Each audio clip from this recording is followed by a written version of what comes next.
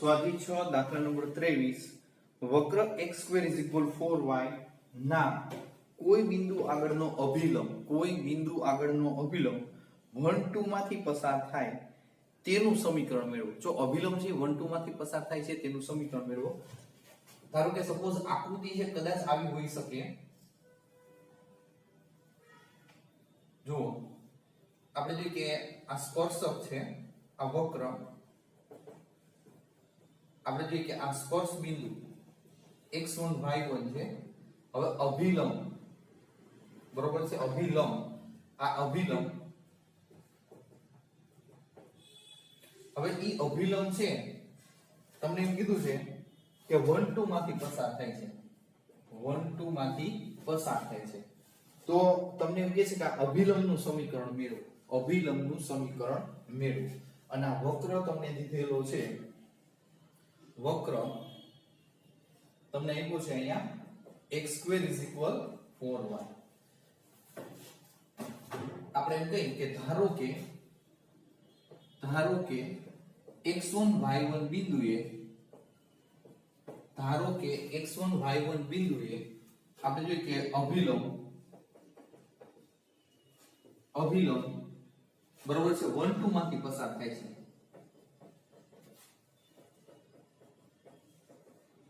અભિલંબ છે 1 2 માંથી પસાર થાય છે। તો આપણે એમ કે વક્ર આપણી પાસે શું છે x² = 4y। તો આનું વિકલન કરીએ તો 2x = 4 dy/dx। તો આપણે એમ કહી શકીએ જો અહીંથી 2 2 4, તો આ બે છેદમાં જ આવવા દો તો therefore dy/dx = x/2। હવે આપણે જોઈએ કે સ્પર્શ બિંદુ છે x1 y1 છે જેમાંથી વક્ર અને સ્પર્શક પસાર થાય છે। આ સ્પર્શકનો ઢાળ છે, તમને ખબર છે કે વિકલન આપણે ગમે ત્યારે વક્રનું વિકલન કરીએ તો આપણને સ્પર્શકનો ઢાળ મળે છે। તો આપણે એમ કહી શકીએ x1 y1 બિંદુએ સ્પર્શકનો ઢાળ m = આપણે જોઈએ કે x1 y1 બિંદુએ આપણે એમ કહીએ કે સ્પર્શકનો ઢાળ m = હવે x1 y1 બિંદુએ x ની જગ્યાએ x1 કરી નાખો અને આ છેદમાં 2 છે m। તો આપણે જોઈએ કે સ્પર્શકનો ઢાળ આટલો મળ્યો, તો અભિલંબનો ઢાળ હોય તો આનો વ્યસ્ત અને વિરોધી, તો x1 y1 બિંદુએ અભિલંબનો ઢાળ આપણે એમ કહી શકીએ કે વ્યસ્ત અને વિરોધી, તો આનો વ્યસ્ત અને વિરોધી આપણે કરીએ તો આ -2/x1 અભિલંબનું સમીકરણ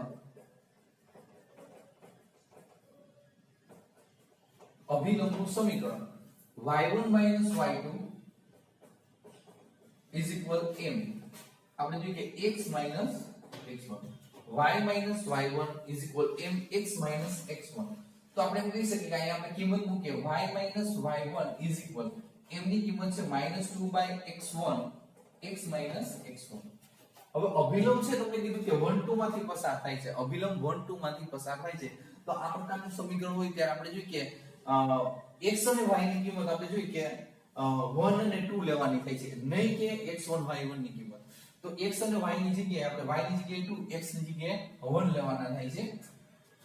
આપણે જોઈએ કે y ની જગ્યાએ 2 એટલે y યામ છે 2 છે -2/x1, x ની જગ્યાએ 1 x1। હવે આપણે જોઈએ કે અહીંયા શક્ય એટલું આપણું સાદું ભાગીએ તો કેટલા થાય છે જોઈએ કે અહીંયા x1 છે લસા લે તો therefore આ 2x1 - x1 y1 આ 2 વડે ગુણી નાખીએ તો અહીંયા 2 - 2x1 આ બે બાજુ આપણે જોઈએ સોરી અહીંયા માઈનસ રહી જાય છે એટલે -2 બરોબર છે, -2 અને માઈનસ માઈનસ પ્લસ, તો બે બાજુ આ x1 2x1 કટ થયા તો એટલે આપણે અહીંયા જોઈએ કે therefore -x1 y1 -2 બે બાજુ માઈનસ માઈનસ પ્લસ થશે। તો અહીંયા આપણે કહી શકીએ કે y1 therefore y1 = 2/x1। હવે y1 = 2/x1 મળે છે।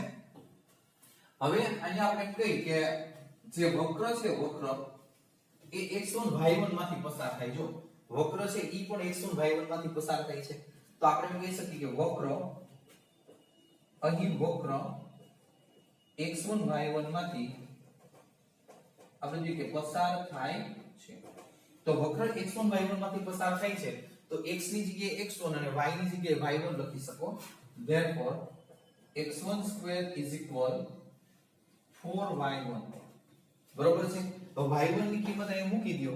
y1 ની કિંમત મૂકશો એટલે તમે શું કહી શકો કે therefore x1 square is equal 4 આ 4 મલ્ટીપ્લાય માં આપણે જોઈએ કે y1 ની કિંમત 2/x1 અહીંયા 2/x1.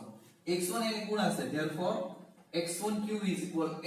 therefore x1 is equal to x1 is equal to હવે તમને જે સરળ પડે એમાં કિંમત મૂકો એટલે y1 મળશે અહીંયા. બરોબર છે. અહીં આપણે જોઈએ કે નંબર 1 કઈ 1 પરથી અહીં કિંમત મૂકી દો. x1 ની કિંમત મૂકશો એટલે therefore y1 is equal 2/2. x1 ની કિંમત 2 આવે છે 2 2 cut therefore y is equal 1. આપણે જોઈએ કે સ્પર્શ બિંદુ શું કહી શકીએ 2 1 થાય. બરોબર છે 2 1. હવે અભિલંબનું સમીકરણ તો તમારી પાસે કમ્પ્લીટ અહીંયા છે. જો પણ અભિલંબનું સમીકરણ તો અહીંયા આપણે જોઈએ કે ઢાળ નથી આપણી પાસે, તો ગમે ત્યાંથી આપણે જોઈએ કે ઢાળ મેળવીએ. જો અભિલંબનો ઢાળ આપણે ક્યાંક મેળવીએ. જો અભિલંબનો ઢાળ અહીંયા છે. અભિલંબનો ઢાળ therefore અભિલંબનો ઢાળ બરાબર આપણે -2 by x1 x1 is equal 2. તો આપણે એમ કહી શકીએ કે -1 થશે 2 2 કટ થશે. જો -2 x1 is equal 2 છે -2/2 2 2 કટ એટલે -1. હવે અભિલંબનું સમીકરણ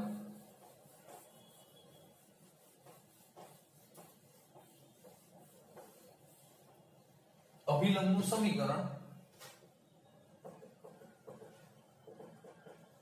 આપણે જોઈએ કે y અહીંયા આપણે જોઈએ કે y y1 બરોબર છે x x1.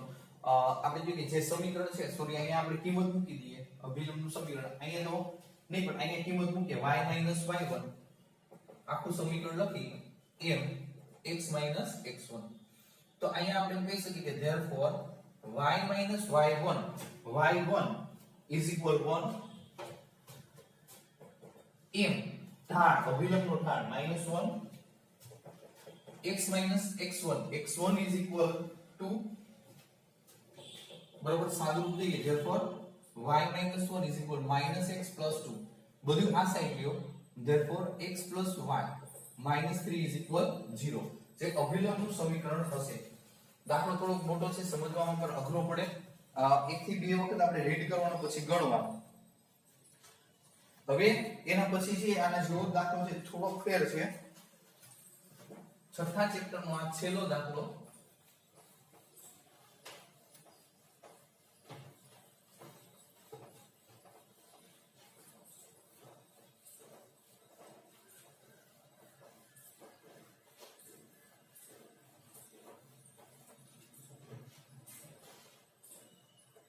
દાખલા નંબર 24.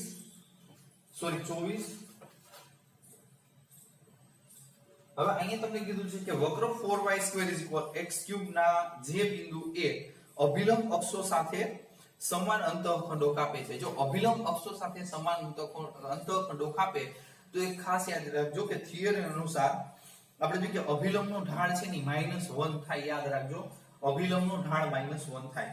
હવે આગલા દાખલા અનુસાર જ આપણે એમ કહીએ કે ધારો કે વક્ર પરનું બિંદુ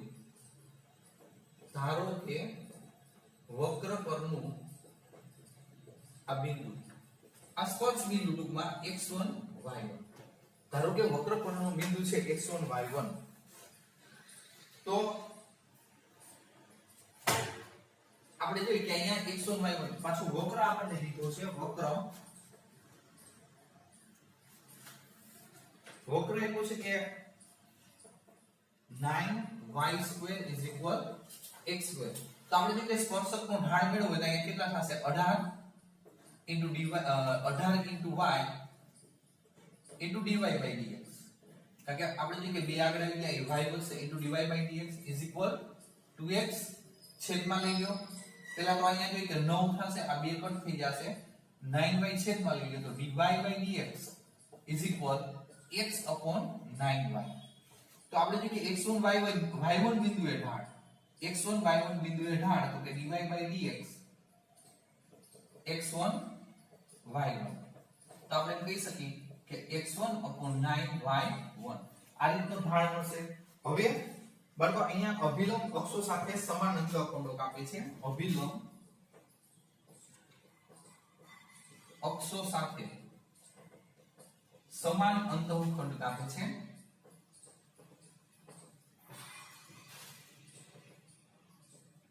તો આપણે જોઈએ કે અભિલંબનો ઢાળ આપણે એમ કહીએ m -1 થશે આ થિયરી અનુસાર છે અભિલંબનો ઢાળ કેટલો થશે તો કે -1 હવે અહીંયા બરાબર તમે જોઈ શકો સ્પર્શકનો ઢાળ આટલો મળ્યો બરોબર છે આની ઉપરથી અભિલંબનો ઢાળ જોતો હોય તો કેટલો મળી શકે વ્યસ્ત અને વિરોધી બરોબર વ્યસ્ત અને વિરોધી મળશે તો અહીંયા આપણે કહી શકીએ કે ચલો આ સ્ટેપ છે પછી લખવાનું હોય અહીંયા સાઈડમાં જો કે આને ઉપર દર્શાવું છું તે પરથી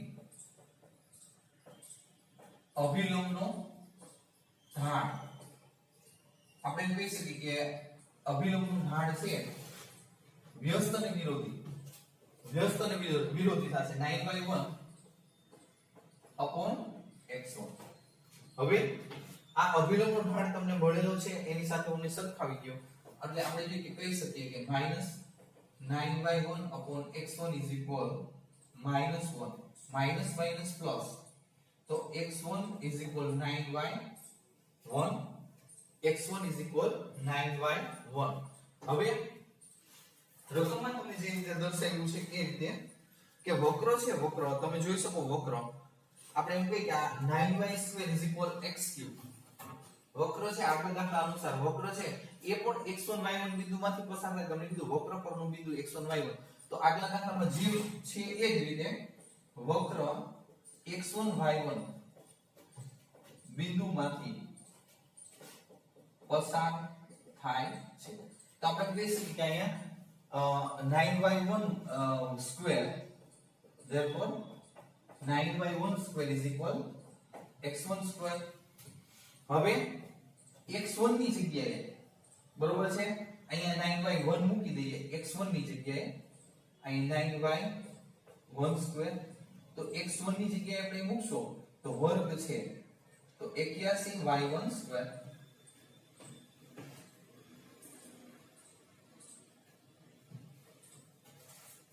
81y1² પણ અહીં થોડી ભૂલ થઈ ગઈ છે રકમમાં તમને છે ને ક્યુબ આપ્યું છે મારે સ્ક્વેર લખાઈ ગયું છે ક્યુબ આપ્યું છે ને સ્ક્વેર લખાઈ ગયું થોડીક જાજી ભૂલ કહેવાય થોડીક તો ન કહેવાય બરોબર અહીંયા ક્યુબ આપ્યું છે એટલે અહીંયા આપણે જે ઘણા ફેરફાર થશે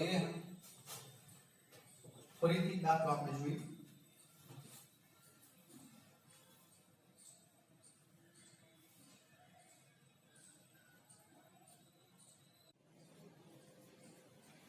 બટ અહીંયા દાખલા નંબર 24 માં અહીંયા મારા રકમમાં ભૂલ થઈ ગઈ હતી અહીંયા છે ને x³ ની જગ્યાએ x² લેવાઈ ગયો હજુ બાકી બધું હરખું જ છે x³ નું વિકલન શું થાય તો 3x² આગળનું બધું એમનું બરોબર છે 6 તેરી 18 એટલે અહીં 6 આવશે 6y છેદમાં લઈ લો હવે x1 y1 બિંદુએ તો અહીંયા x ની જગ્યાએ x1 ને y ની જગ્યાએ y આપણે જોઈએ કે અભિલંબ અક્ષો સાથે સમાન અંતઃખંડ કાપે છે એટલે અભિલંબનો ઢાળ કેટલો -1 થિયરી અનુસાર હવે અભિલંબનો ઢાળ વ્યસ્ત અને વિરોધી આ જે અભિલંબ છે એનો ઢાળ કેવો વ્યસ્ત અને વિરોધી લેવાનો થાય તો આનો વ્યસ્ત લ્યો એટલે -6y1/x1² વિરોધી એટલે આગળ માઈનસ હવે આ અભિલંબનો ઢાળ તમને મળે છે આ અભિલંબનો ઢાળ એટલે સરખાવી દો હવે એને સરખાવ્યો એટલે આ રીતની તમને પોઝિશન મળે છે y1 x1/x1²/6 હવે x1 ની કિંમત આપણે મૂકવાની થાય પણ અહીંયા વક્ર છે x1 y1 માંથી પસાર થાય આપણે શરૂઆતમાં લખી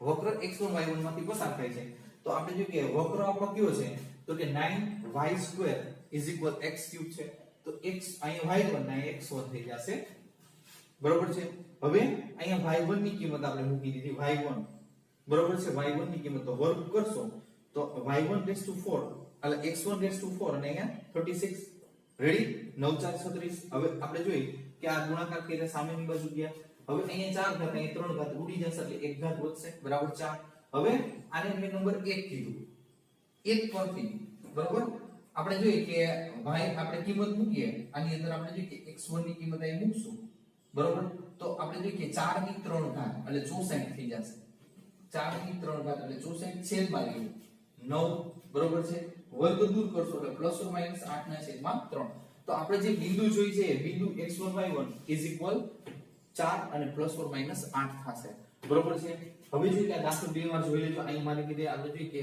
રકમમાં જ ભૂલ થઈ ગઈ હતી અહીંયા સ્ક્વેર લેવાઈ ગયો તો ઘનની જગ્યાએ પણ બધું સરખું છે કઈ ફેર નથી આ ચેપ્ટર અહીંયા પૂરું થાય ન સમજાય અહીંયા ફોન કરવાનો ખાસ બરોબર છે હવે આના પછી નેક્સ્ટ ચેપ્ટર ચાલુ કરશું 7મું તો પૂરું થઈ ગયું 8મું લેશું